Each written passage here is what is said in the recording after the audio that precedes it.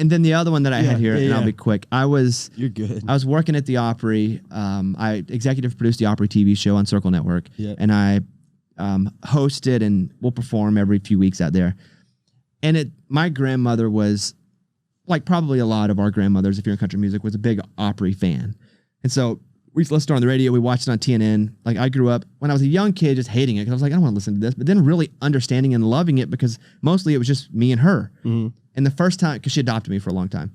And the first time that I played the Opry, I covered a joke, which you don't do as a comedian, but I covered a joke. It was her favorite joke.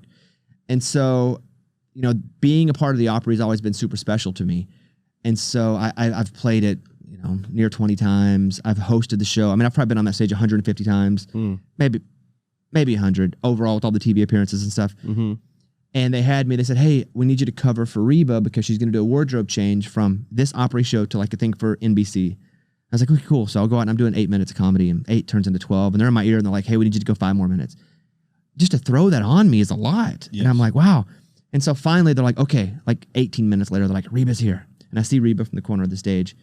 And she looks at me and she points at me and she goes, uh-huh. And I go, oh my God, I'm about to be invited to be a member of the Opry. I was like, this is the moment I've been waiting for. And she comes to me and it's like slow motion. And like, I'm starting to get kind of emotional because I've been waiting for this my whole life to be a member of the freaking Grand Ole Opry. All these hours, all these nights, and Reba looks and she goes, she gets closer to me and she goes, that's so funny. That's why you deserve to be here. And I was like, I do deserve to be here. This is, and I'm starting to think about my grandmother. Yeah. Like I'm starting to think, oh, she'd be so proud. I wish you were alive, but for sure, she's like watching down on me right now. Reba, she opens her arms to give me a big old hug.